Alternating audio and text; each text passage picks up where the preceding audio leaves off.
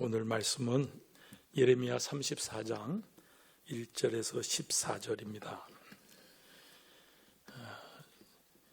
실은 오늘 본문은 이 끝에 부분은 이번 주 주일 목사님 본문과 같습니다. 그러나 제가 말씀을 나누고자 하는 부분이 이어져 있기 때문에 그 본문은 일부 같이 하도록 하겠습니다. 함께 읽겠습니다. 바벨론의 느부갓네살 왕과 그의 모든 군대와 그의 통치하에 있는 땅의 모든 나라와 모든 백성이 예루살렘과 그 모든 성읍을 칠 때에 말씀이 여호와께로부터 예레미야에게 임하여 이르시되 이스라엘의 하나님 여호와께서 이와 같이 말씀하시니라. 너는 가서 유다의 시드기 왕에게 아뢰어 이르기를 여호와의 말씀에 보라, 내가 이 성을 바벨론 왕의 손에 넘기리니 그가 이 성을 불살할 것이라. 내가 그의 손에서 벗어나지 못하고 반드시 사로잡혀 그의 손에 넘겨져서 내 눈은 바벨론 왕의 눈을 볼 것이며 그의 입은 내 입을 마주대하여 말할 것이요 너는 바벨론으로 가리라. 그러나 유다의 시드기 왕이여 여호와의 말씀을 들으라. 여호와께서 네게 대하여 이와 같이 말씀하시니라. 내가 칼에 죽지 아니하고 평안히 죽을 것이며 사람이 너보다 먼저 있은 내 조상들 곧 선왕들에게 분향하던 것 같이 내게 분향하며 너를 위하여 애통하기를 슬프다 주요하리니 이는 내가 말하였음이라. 여호와의 말씀이니라 하시니라.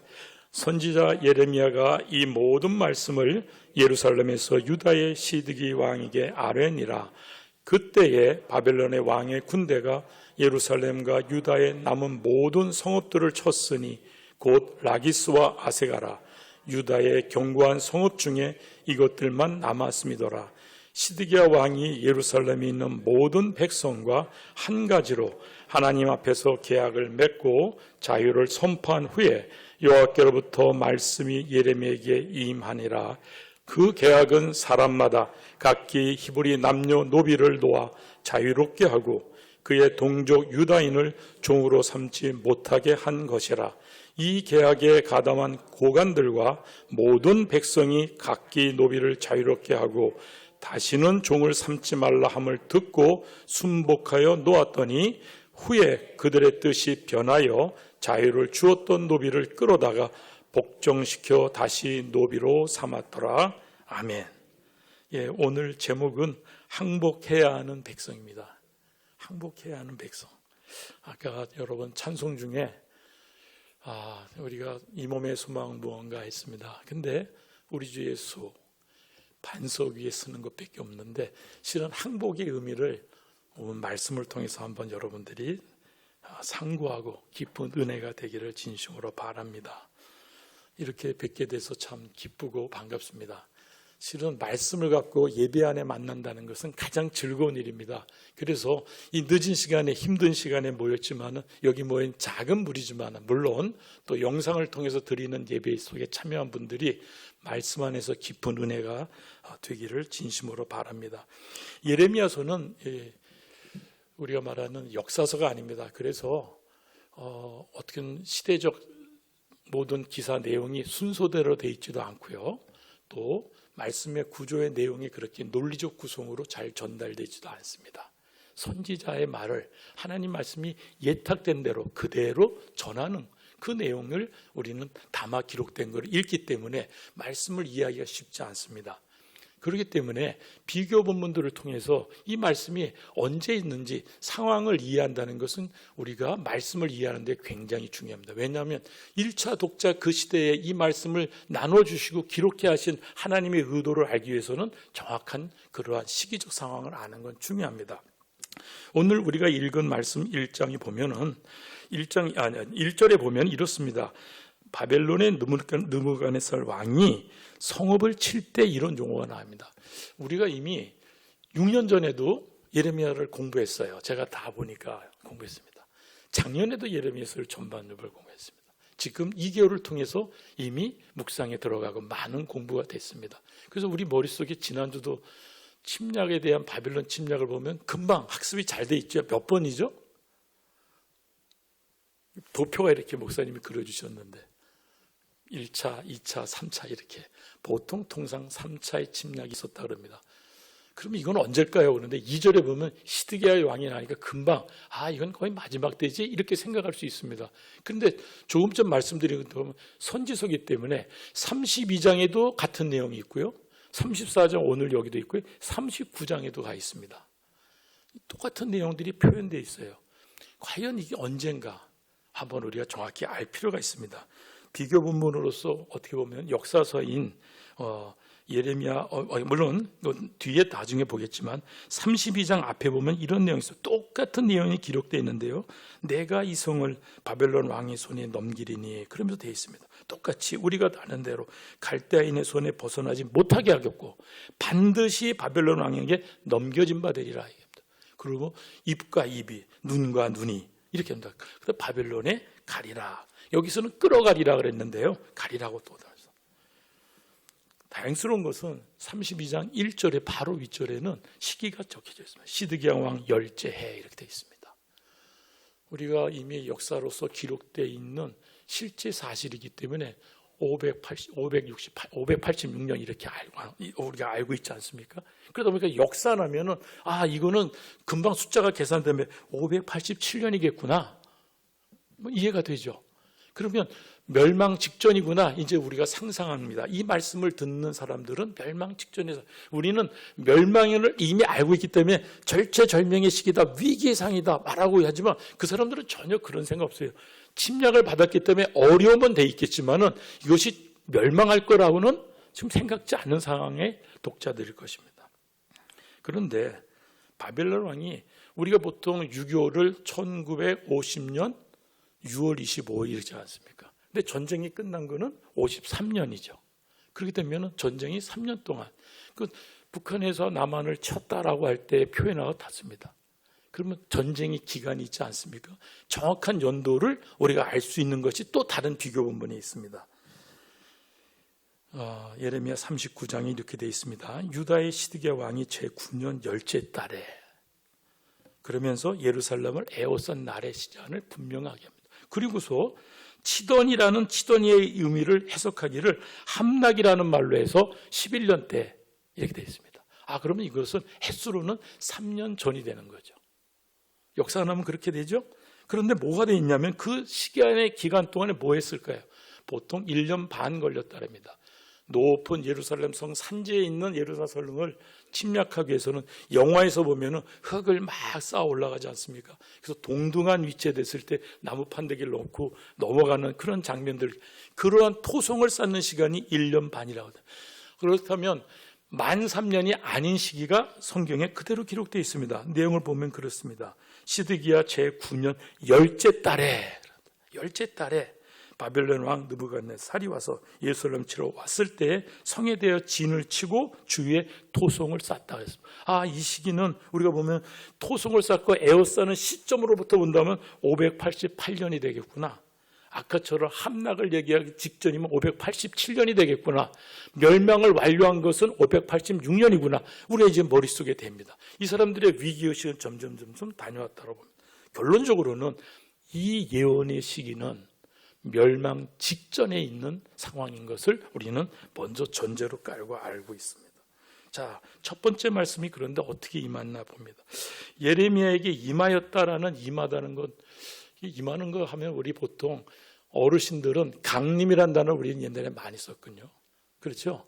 성령이여 강림하사 이렇게 말하지 않습니다. 그러면 내려온다는 의미를 생각할 때 이미지를 그렇게 가질 겁니다. 그런데 원어는 그렇지 않습니다. There is a book. 책이 저기 있어입니다. Here is a book. 여기 책이 있어요. 있다예요. 그냥 하야 동사로 돼 있어요.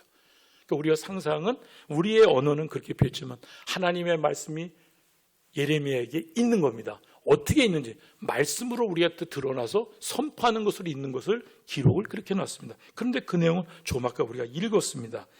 내가 이 성을 바벨론 왕의 손에 넘기리니 너는 바벨론으로 가리라. 이것이 말씀의 내용입니다.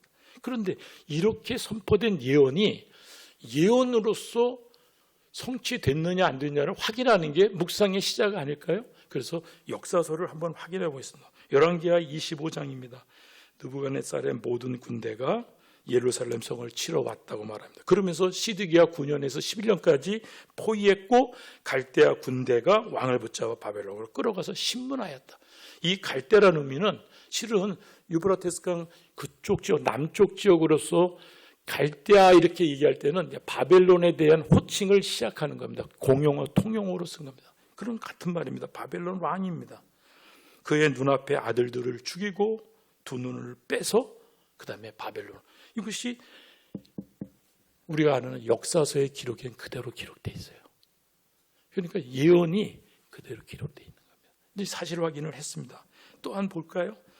역대하에 이렇게 되어 있습니다. 갈대 왕의 손에 다 넘기심에 긍휼히 여기지 아니했다. 그래서 성전의 모든 보물들을 바벨론으로 가져갔다고 말합니다. 그리고 나서 하나님의 전과 모든 궁시를 이 불살라라는 단어가 이제 여기에 나옵니다. 그리고 예레미야 마지막 52장에도 바벨론에 의해서 남유다가 멸망했을 때 묘사된 내용이 보면 불살라진 내용이 설명되어 있습니다.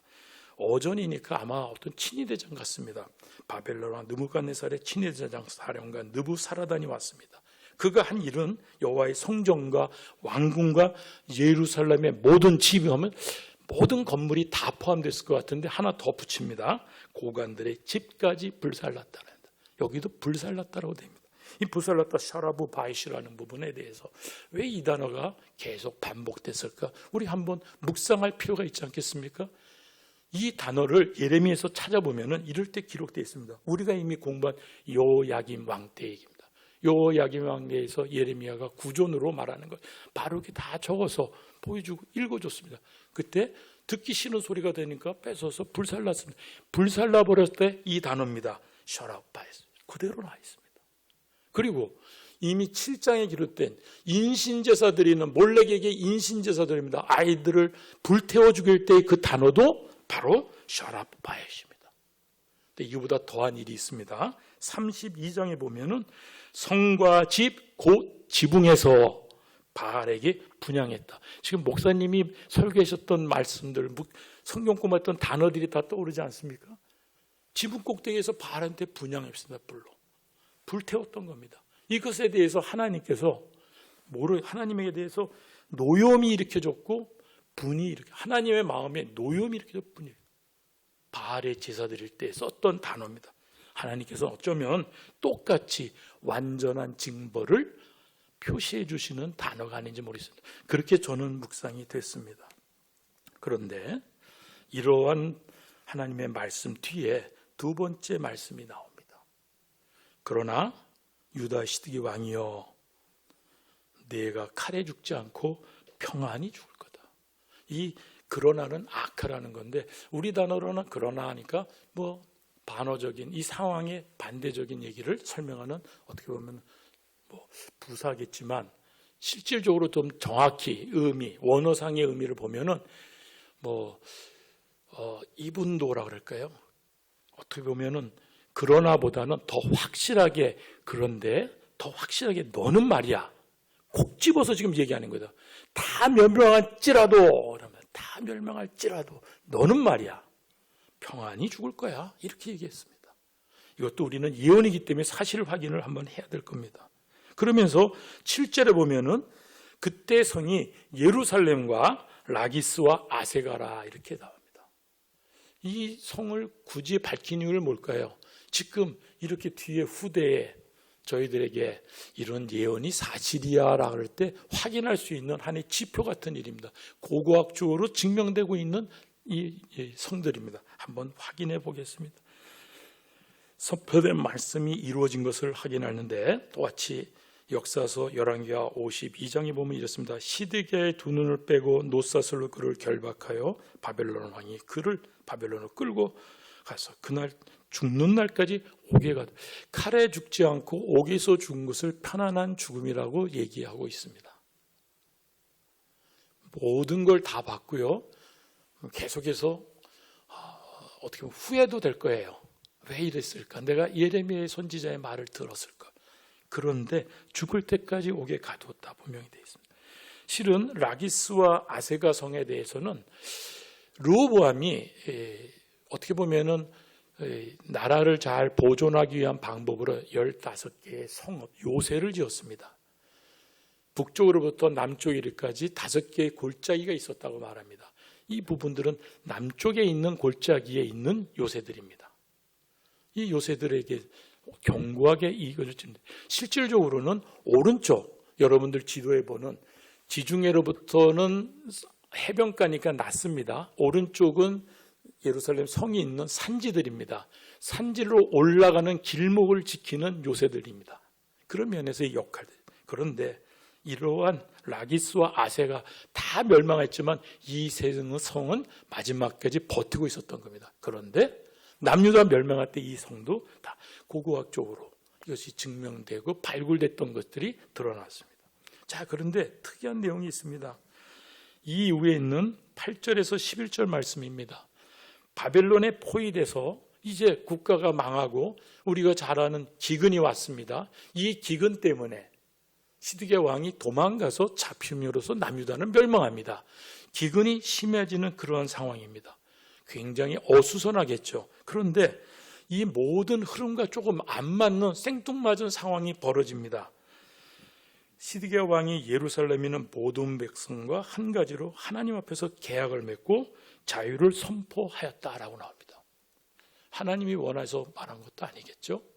뭐 그렇게 또 해석해서, 왜냐하면 계속해서 회개를 촉구하는 말이 있었으니까 회개에 응당하는 방법처럼도 볼 수 있습니다. 그런데 말합니다.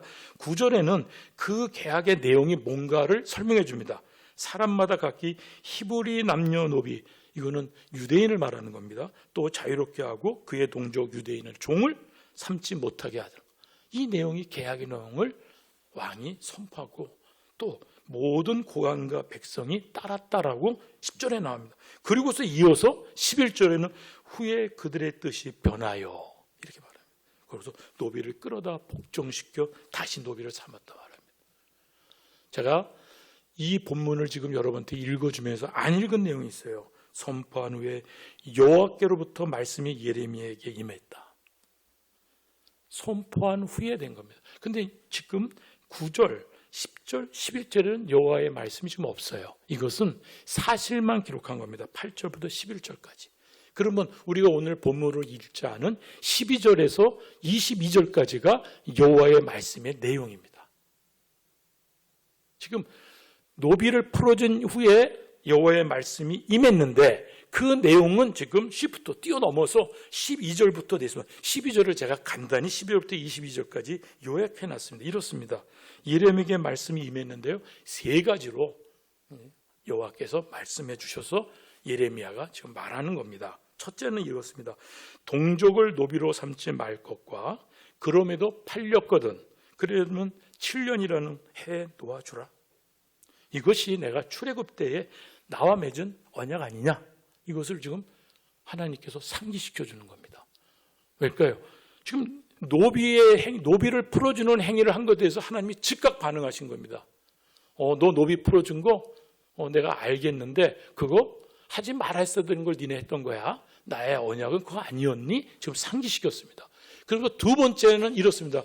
그 언약은 무서운 언약이었다고 얘기해 주는 겁니다. 왜냐하면 두 번째 그 설명을 합시다. 그 언약은 말이야, 송아지를 갈라서 고기를 갈라서 그 내가 지나가면서 생명을 담보로 하는 언약이었어. 너 알고 있니? 그 상기시켰어요.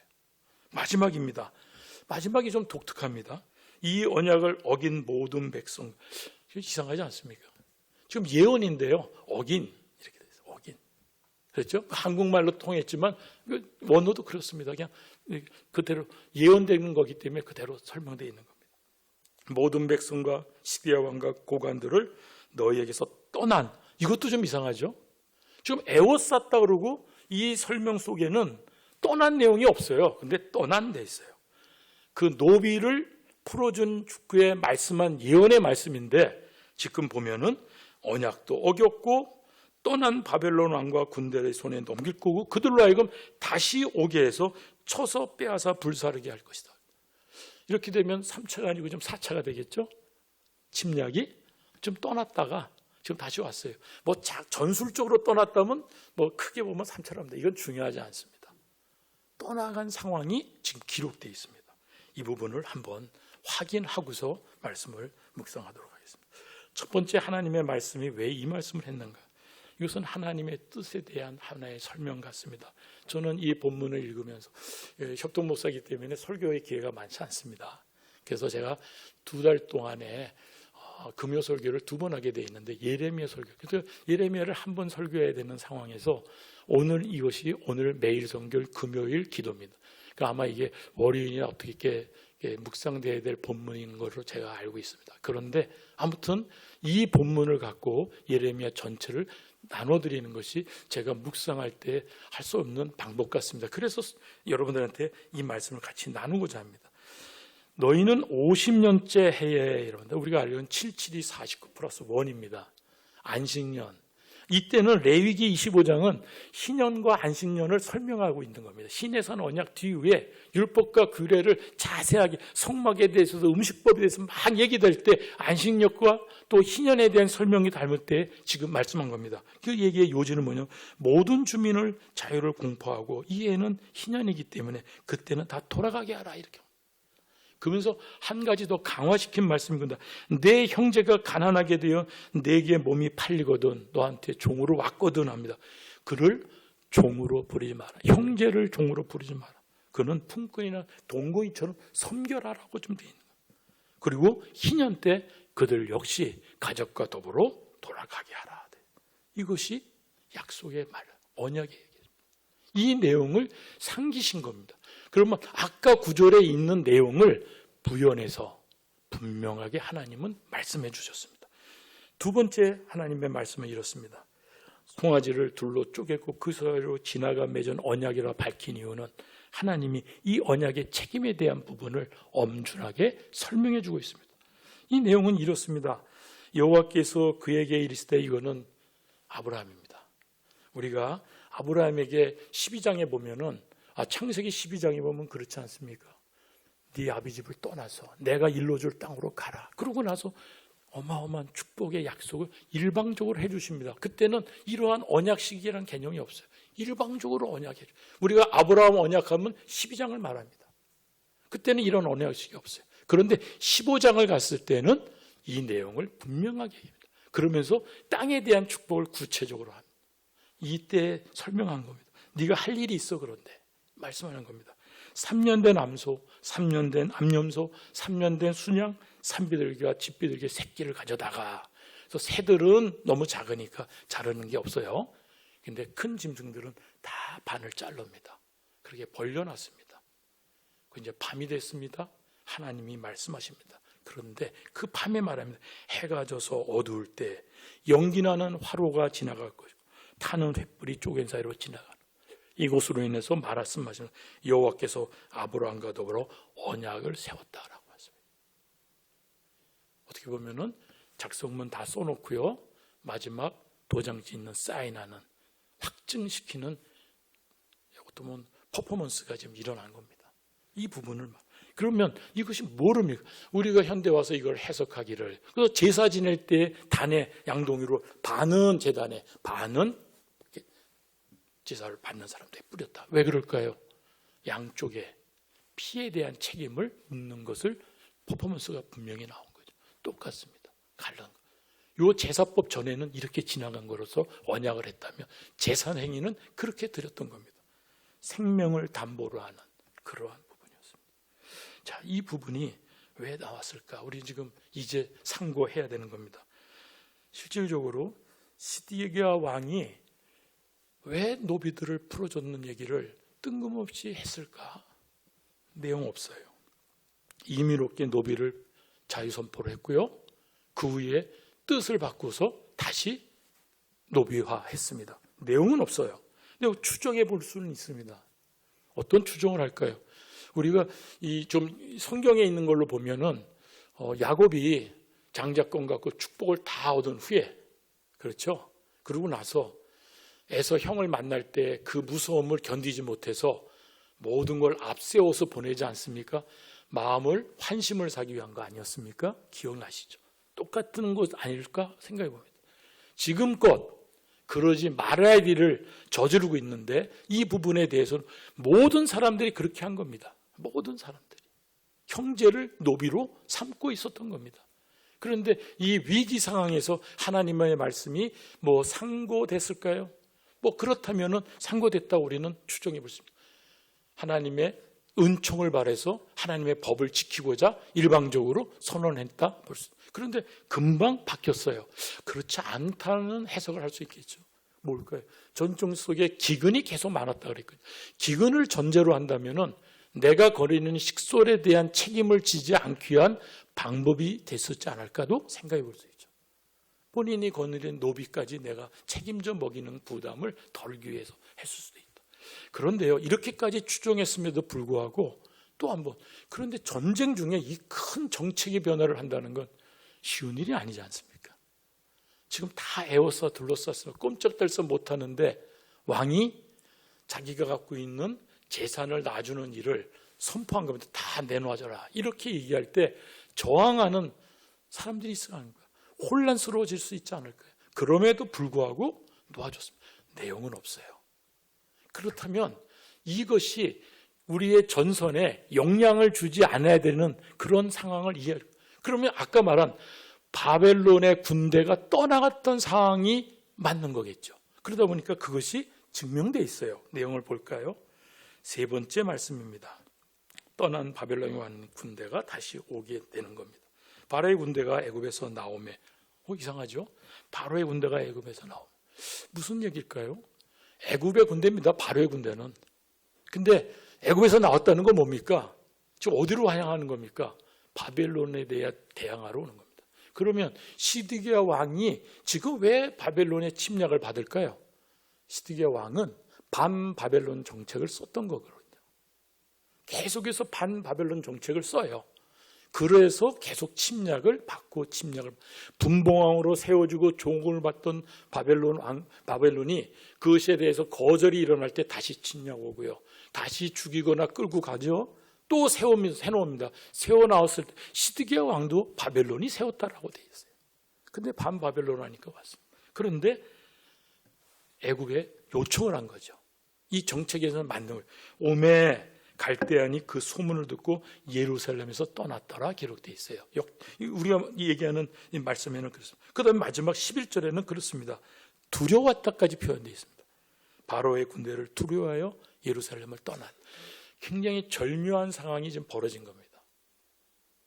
예언의 말씀이 이것이 하나님께서 임해서 이 짧은 4구절에 일어나는 사건 속에서 모든 게 다 들어맞는 상황이 됐어요. 바벨론 군대가 떠나가 있고요. 떠나갈 수 있는 마음을 주신 이유도 그 환경이 되니까 정책에 큰 변화를 한 것 같고요. 그럼에도 불구하고 자기의 안전을 위해서든지 아니면 다시 침략에 대해서 노비화했는지 그건 자세히 알 수 없습니다만은 오늘의 말씀 속에서는 그렇게 기록되어 있습니다. 우리가 볼 때 하나님은 이미 다 아시고 시드기야 왕이 노비를 풀어주는 그 순간에 이미 말씀이 임하여 얘기했는데 그 임한 내용에는 이러한 어떻게 보면은 바벨론의 떠나감, 애굽이 다시 옴, 애굽이 다시 돌아감, 노비를 줬다가 다시 노비로 삼는 것, 이 모든 역사의 상황을 다 아시고 그대로 말씀, 반드시 바벨론에게 멸망당하리라는 말씀을 하신 겁니다. 그런데 우리가 이 부분에 대해서 받아들이시나요? 우리는 이미 성경을 통해서 계시된 말씀을 통해서 모든 역사까지 다 압니다. 그러니까 우리는 성경 박사처럼 우리가 착각합니다. 믿음이 충만한 것처럼 생각합니다. 그런데 우리가 그럴까요? 하나님은 그래서 이미 말씀하셨습니다. 예레미야 1장 10절에 이미 나는 오늘 세계 만방을 너의 손에 맡긴다. 뽑기도 하고 무너뜨리기도 하고 멸하기도 하고 헐어버리기도 하고 세우기도 하고 심기도 하고 하나님께서 하신다고 이미 1장에 얘기하셨어요. 그러고 말합니다. 내가 동방왕들의 모든 족속들을 부를 것인데 내가 부른다고 얘기하셨어요. 그 말 끝에 여호와의 말이니라. 이거 지금 여호와께서 하신 거예요. 그러면서 내가 북쪽 모든 종족과 내 종 바벨론을 지금 우리 머릿속에 막 혼돈이 옵니다. 아니 어떻게 내 종 바벨론이 하죠? 그래서 신학자들의 논쟁 속에는 또 이런 얘기들이 나와요. 대종이라고 그랬으니까 느부갓네살에 대해서 막 이런 얘기도 합니다. 하나님의 시간에 하나님이 쓰실 때는 하나님의 종이 되는 거죠. 이 단어가 나쁜 단어가 아닙니다. 하나님 관점에서 볼 때는 노 프로블럼이죠. 자꾸 이걸 논리적으로 어떻게 우리를 빼놓고 나의 적군을 종이라고 말씀하실까요? 논리적 모순이 아니에요. 하나님의 시간에 하나님의 역사 속에 하나님이 쓰시면 하나님이 종입니다. 그러면 이 시간에 남유다는 뭐라고 불렸을까요? 예레미야가 눈물의 선지자죠. 왜 눈물의 선지자입니까? 말씀해 보면 눈이 짓물러진 내용이 계속 나옵니다. 자기가 자기를 설명하는데 눈물에 대한 얘기를, 눈이 상하였다는 얘기를 계속합니다. 그런데 어떤 마음으로 쓸까요? 하나님 아버지의 마음으로서 울었던 거예요. 왜냐하면 남유다에 대해서 표현한 게 있습니다. 딸 내 백성. 계속 남유다에서 딸 내 백성이 상하였는데 치료받지 못하고 구원받지 못하고 죽음에 이르고 딸 내 백성이, 이렇게 하면서 울음이 나는 겁니다.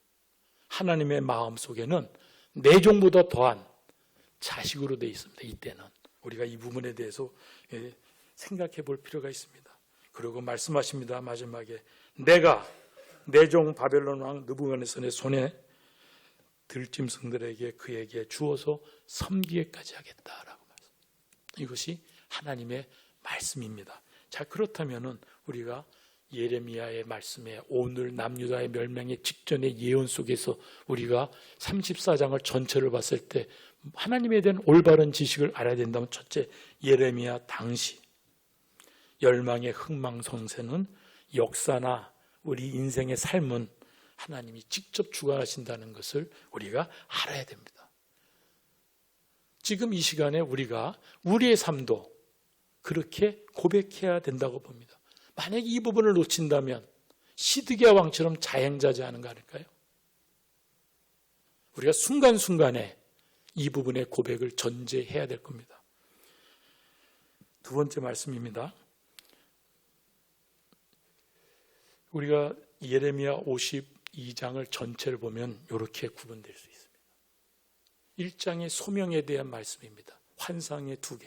그리고 그 내용의 환상 속에 남유다가 멸망할 것에 대한, 반드시 멸망할 것이라 대한 설명이 함께 되어 있는 게 1장의 소명 속에 있습니다.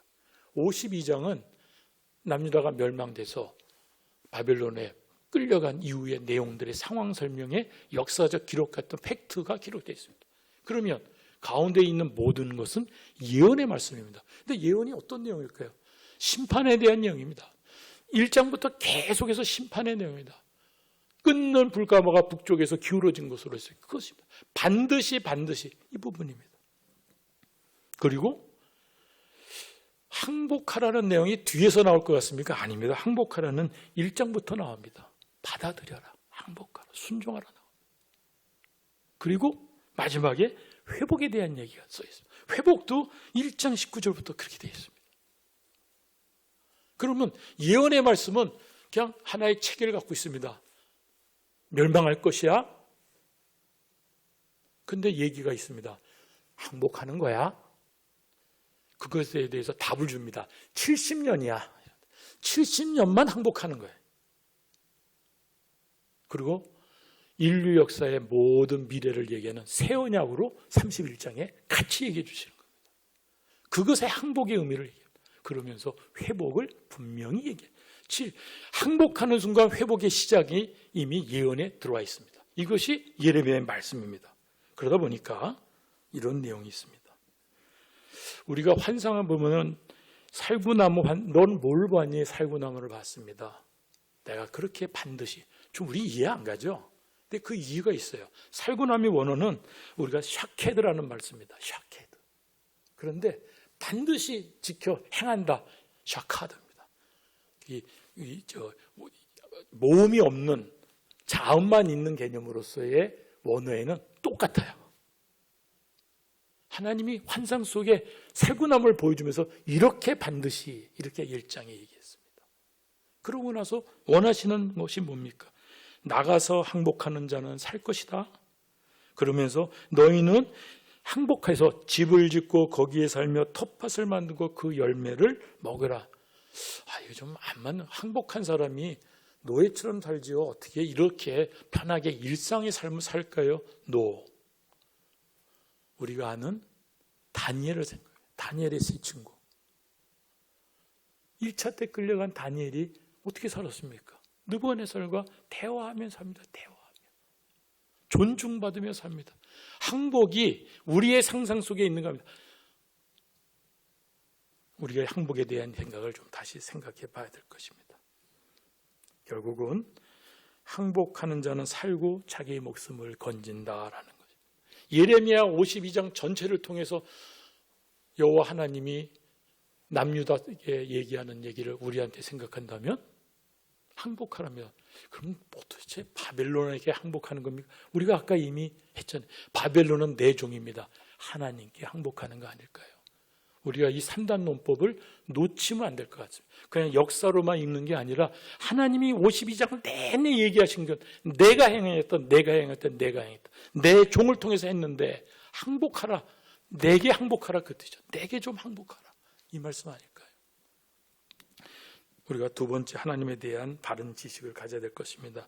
예레미야 당시 하나님께서 선포하신 말씀 그대로 지금은 항복해야 한다는 것을 알아야 합니다. 여러분 각자의 삶 속에서 지금은 내가 말씀 속에 무엇을 항복해야 되나? 우리가 시드기야 왕처럼 살고 있지 않은가라는 거 좀 묻고 싶습니다. 우리가 저라고 생각합니다. 저는 선포된 말씀에 전혀 개의치 않고 살은 적이 너무 많습니다. 정말입니다. 모태신앙이 있는데도요, 얼마나 말씀을 많이 아는 것처럼 착시 속에 있고요. 그렇게 살았어요. 어려울 때 내 지혜로 감당하고, 어려운 일을 많이 겪으면서 지내왔지요. 돌아보면 참 순탄했는데요.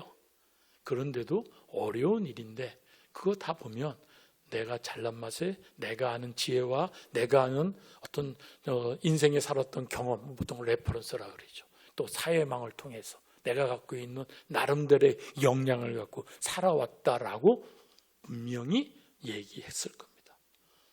그런데 우리도 참 돌아봐요. 어떻게 보면은 때때로는 예레미야 선지자를 감옥에 붙잡아 놓은 것처럼 우리는 말씀을 거부하고 살았던 적은 없을까요? 너무 억울할 때 그러죠. 너무 억울할 때, 받아들이 어릴 때. 그런데 한번 봐야 됩니다. 마지막으로 노비를 풀었다 놨다. 이 엄준한 하나님의 언약인데 이 엄준한 얘기조차도 마음대로 풀어주고 마음대로 다시 언약을 어기는 일을 우리는 하고 있지 않나요? 말씀을 잘 알지만 내가 말씀의 기준이 없는 거 아닌가 되돌아봐야 될 시간일 겁니다.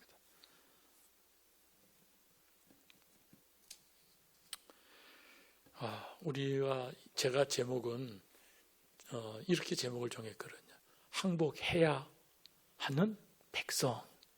근데 오늘 말씀을 지금 읽으면 지금은 항복해야 참된 백성. 지금 그렇게까지는 우리 왔죠. 말씀을 보니까 지금은 항복해야 참된 백성이다. 참된 백성이라는 말에 대해서 우리가 한번 마무리하고 싶습니다. 참된 백성이 뭘까요? 하나님 앞에서 내가 누구인가, 나의 정체성에 대한 올바른 지식을 갖는 것이 참된 백성의 출발점인 겁니다. 그런데요, 성경이 이미 우리한테 어마어마한 우리의 정체성에 대해서 설명해 주셨습니다. 너희는 택하신 족속의 왕 같은 제사장들이요, 거룩한 나라요, 나의 소유된 백성. 여기 소유는 세굴라라는 겁니다. 보물입니다. 나의 보물이다. 여기에 지금 우리는 들썩들썩거리고 어떻게 보면은 좀 거들먹거리고 있지 않나요? 여러분의 심정의 변화를 생각해줘. 이것이 놀라운 우리에 대한 성도로서의 인치심 받은 정말 감사의 정체성인데 우리는 이것 때문에 우리가 얼마나 교만한 자리에 가는지 되돌아봐야 됩니다. 왜냐면요, 교회 안에서 실은 이러한 내용 때문에 이 큰 자부심이나 자신감이나 어떻게 보면은 자긍심이나 자족감이나 이것이 정상적으로 작동하지 않고요, 이것이 너무 과해져서요, 고집스러운 자존심으로 또는 자기만 아는 그러한 자존감으로, 그러면 어떻게 될까요? 사람이 강팍해지고 와나키지죠. 이 단어가 너무 센가요? 교회라면서도 그런 모습이 있잖아요. 우리가 한번 생각해 봐야 될 거 아닙니까? 작년에요. 올해 1월에 발표된 통계가 있습니다. 작년에 교회개혁 실천연대에서 교회에 문제가 발생하면 상담하러 왔답니다. 그 상담된 내용이 75개의 교회가 와서 상담을 했는데 117회의 상담을 했는데 결론을 통계로 한 겁니다. 크나큰 문제를 일으킨 직분자의 포션이 목사님이 73%를 차지하고요. 목사님들이 활동하는 노회나 총회가 11%의 문제를 야기시켰다라고 이렇게 됩니다. 좀 아까 우리가 검토한 우리 스스로 택하신 족속이요 왕 같은 제사장이요 거룩한 나라요 그의 소유된 어떻게 볼까요? 보물이다. 이제 견장찬 거죠. 그러다 보니까 이러한 문제를 이렇게 야기시켰다. 이것이 하나님을 바로 알지 못하는 시드기야 왕 같은 모습 아닐까요? 로마서 1장엔 그렇습니다. 언젠가 제가 말씀으로 나눴었습니다. 하나님을 알되 하나님을 영화롭게도 하지 않습니다. 우리가 하나님을 알지만 영화롭게도 합니다. 감사하지도 않습니다. 하나님을 안다면서 감사하지도 않습니다. 그러면서 생각하기 허망해져서 스스로 다 한다 교만한 자리에 있습니다. 이게 목사님들의 문제일까요? 성도된 우리들 아닐까요? 하나님께 항복해야 하는 참된 백성이 유일한 해야 될, 다른 거 다 필요해요. 유일한 것은 딱 하나입니다. 오늘 준비 찬송에 보니까 합당한 예배라는 가사가 나왔습니다. 합당한 예배. 너희 권능 있는 자들아 영광과 능력을 여호와께 돌리고 돌릴지어다. 여호와께 그의 이름을 합당한 영광을 돌리며 돌릴 수 있는 사람은요 거룩한 옷을 입고 가능한 겁니다. 거룩한 옷을 입은 자만이 여호와께 예배. 거룩한 옷 그러니까 다르지 말하면 이제 속량에 대한 얘기로 가고 속량의 얘기는 우리가 오직 믿음으로 그러니까 다시 어디로 점프하냐면 나는 거룩한 백성 제사장이요 거룩한 백성 이렇게 돼서 또 그 정체성을 이상한 데 쓰는 거죠. 속량으로 가면 그렇습니다. 그런데요 이 거룩한 옷을 다르게 해석한 얘기가 있습니다. 디모데후서입니다. 거룩하지 못한 옷들의 모습입니다.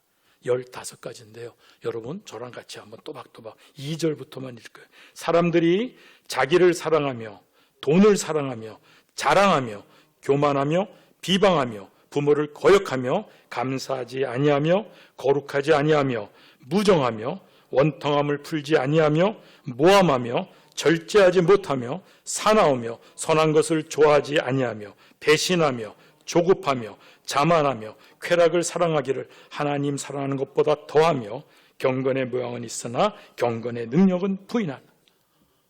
이 15가지 가다가 지금 아이쿠 이러지 않습니까? 저는 아이쿠 하는 걸 몇 개 좀 제가 이렇게 묵상하면서 정말 벗어날 수 없는 아이쿠 있습니다. 제가 우면동교회 온 지 만 3년이 넘어갑니다. 너무 기쁜 우면동교회, 감사의 우면동교회, 저로서는 평강을 주는 우면동교회, 저는 너무 좋습니다. 근데 3년이 오니까요, 보고 들리고 느끼는 감정 속에는요, 자랑하는 것이 보이고요, 비방하는 것이 보이고요, 원통함을 풀지 않는 것이 보이고요, 모험하는 것이 보이고요, 사나운 면이 보입니다. 어떻게 하면 좋습니까? 이것이 우리의 모습이에요. 우리가 이 부분을 극복해야 됩니다. 어떻게 극복할까요? 어떻게 우리가 이거 해결할까요? 해결해야 됩니다. 18세기의 미국의 원주민 선교자, 그 다음에 대신학자인 조나단 에드워즈가 있습니다. 제가 공부할 때 저희 은사 되시는 조직신학 이상원 교수님 계속 소통하고 있고요. 제가 오늘 이 말씀을 잠시 나누겠다고 사전에 얘기도 나눴습니다. 에드워즈는 이렇습니다. 성경과 개혁신학에 근거하여 성령의 역사 분별 방법을 제시했습니다. 좀 이상하죠? 병아리 감별사라는 걸 있었는데요. 성령에 대한 역사 분별. 왜냐하면 부흥운동, 대각성 부흥운동이 막 일어날 때 너도 나도 그 부분에 대해서 주장하니까 조심스러워졌기 때문에 에드워즈가 얘기한 겁니다. 성령의 역사 분별 방법에 대한 얘기를. 결론은 그렇습니다. 지정의를 포함한 전인적인 신앙관에서 봐야 된다고 합니다.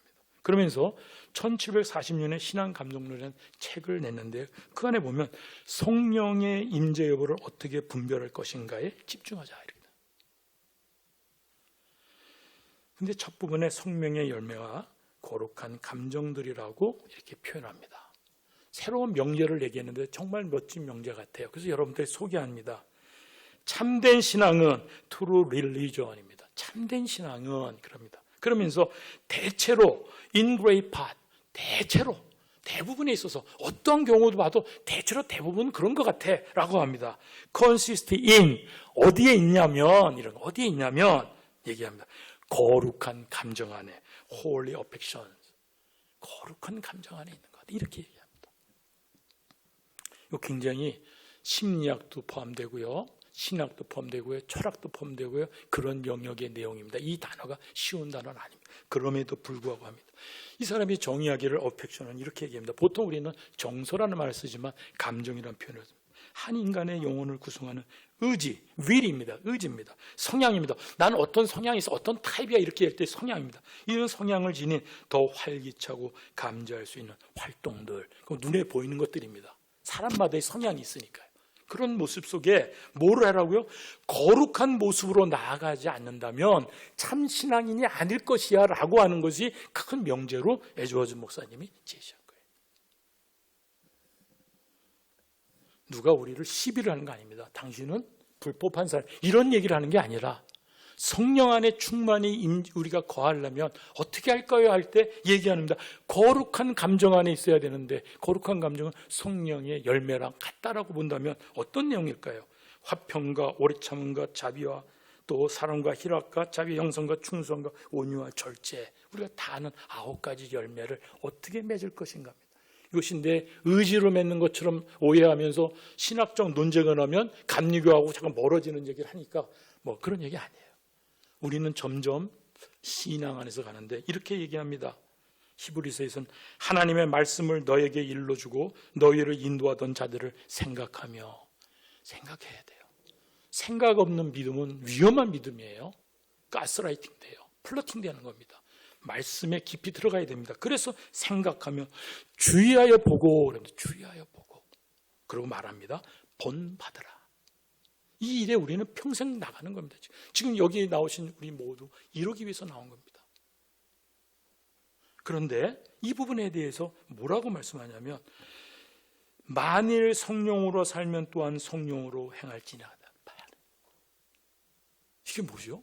성령으로 살면 또한 성령으로 행할지니라.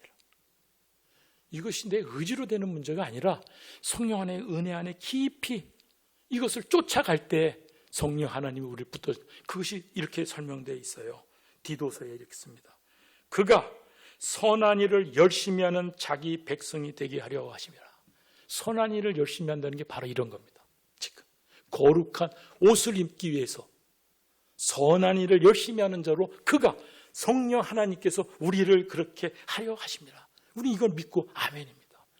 내 의지와 나의 노력과 나의 신학적 지시와 내 교회에 많이 다녔던 어떤 연륜 이런 게 아니라 계속 거룩한 감정 안에 있기 위해서 이렇게 말씀 안에서 말씀을 마칩니다. 예레미야 52장 전체를 통틀어서 우리에게 예레미야에게 계속 하나님이 말씀해 주시고 남유다로 하여금 제발 항복하라고 좀 해라. 항복하라고 해라.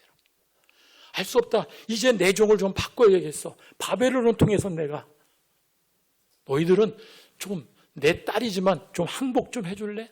이런 거죠. 역사의 기록에 다니엘처럼 말이야. 우리한테 이렇게 기록해 주셨어요. 우리는 지금 어디에 항복해야 되는지 한번 생각해 봐야 될 거예요. 거룩한 옷 아닌 아까 15가지의 내용이 우리가 만날 때 그것을 어떻게 벗을 것인가, 말씀 안에 어떻게 벗을 것인가 한번 생각해 볼 필요가 있습니다. 자꾸 내가 자랑하고 있는 사람의 모습에 갈 때 절제를 우리가 하나님께 또 절제하라고 충고하는 자들에게 감사합니다. 땡큐. 좋은 나한테 충고했어. 우리가 그 자세가 필요하죠. 그렇지 않을까요? 이게 거룩한 감정 안에 들어가는 거 아닐까요? 그렇죠. 내가 자꾸 누구한테 시기 질투의 마음을 끝없이 자꾸 내고 있다면 아니야, 그런 모습은 내 그런 모습일 때마다 자꾸 다툼이 생기는 것 같은데라는 자기의 주신 마음은 거룩한 감정입니다. 그럴 때 하나님께서 지금 주신 거죠. 내가 그런 마음을 버려야겠구나. 너무 억울할 때, 억울해할 때 그거 갖고 시비를 걸고 문제를 제기하고 증명하기가 그거 의미가 없는. 왜? 하나님은 그러지 않기를. 그럴 때 이웃 사랑하라. 나 사랑하고 이웃 사랑하라. 이 말씀 붙을 때 성령 하나님이 선한 일에 열심히 하는 자로 지금 만들어 가시는 것을 우리는 감사하게 될 겁니다. 여러분, 예레미야를 통해서 앞으로 다음 달까지 계속 매일매일 묵상이 되는데 말씀 속에서 그때의 하나님이 지금 동일하게 계시고 말씀하시고 우리한테 말씀하신다는 걸 우리가 아멘으로 받아들이며 하나님이 원하시는 삶 살기를 주님의 이름으로 축원합니다.